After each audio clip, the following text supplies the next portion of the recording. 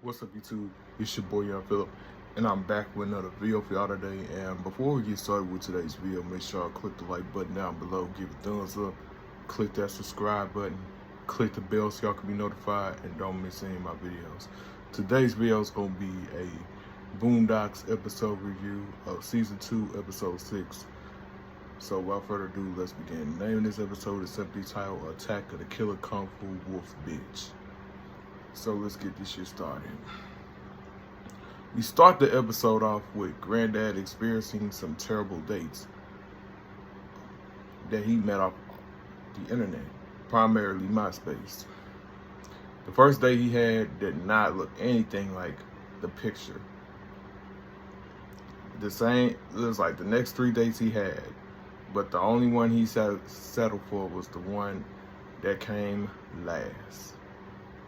Only in this part. And he was like, look, I can't do this. He's like, you don't look nothing like your picture. And then Shorty was like, is that all you care about? Yes. That's Granddad talking about something. Yes. And then she up and left. It was like, you ain't no Denzel Washington, and you damn sure ain't no Flavor Flav.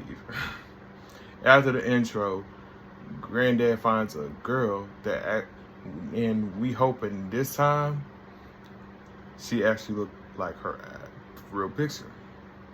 And it's a girl named Luna. And Riley's like, I bet you she gonna tie us up and have a gang of niggas to rob us on the DL. And then his girlfriend comes over, and it's just only for the weekend. And somehow she managed to look like her actual picture. Luna is a fine ass bitch. She fine as hell. And she also lets it be known that she's a White Lotus and she's into the Kumite.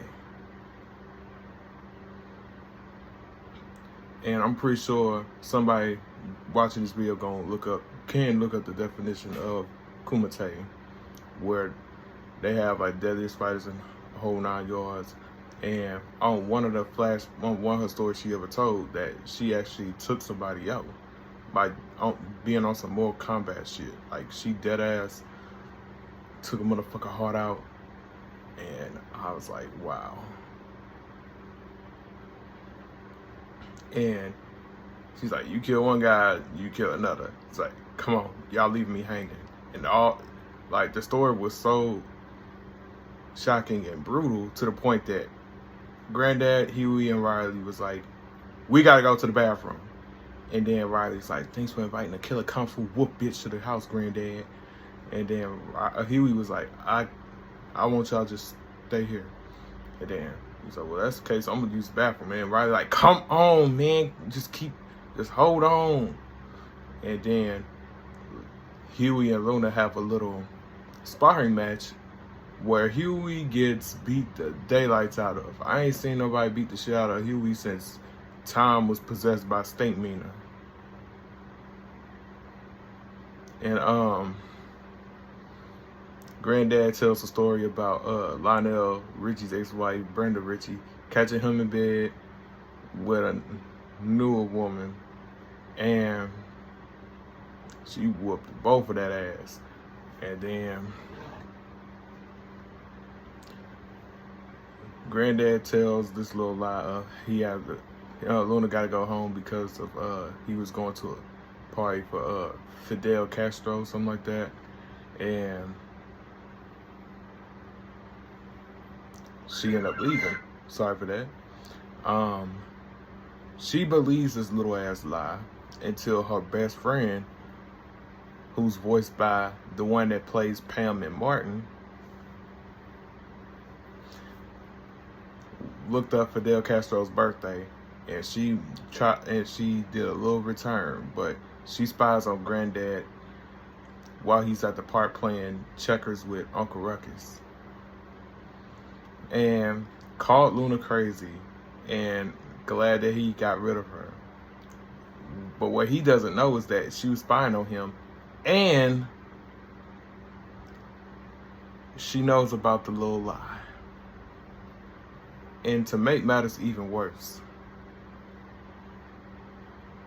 she nails the window to the boys' bedroom shut, and she ends up trapping both Huey and Riley into their own rooms. And Riley was like, "I told you we should have killed that bitch." And then Luna was like, "Keep down, boys. Like, I'm not doing nothing but teach your little grandfather about a little something called honesty." Granddad returns home and ends up being snuck up on by Luna. She ties him up and points a gun at him. And then Tom shows up and reads a letter that Huey wrote. And alongside of reading that note, finds out that Luna is very dangerous. And she grabbed him with both her legs and just have his ass flying into the damn house. And Granddad's like, "Let me and Tom go, but let me go first." And then she was like, "You are just like the others."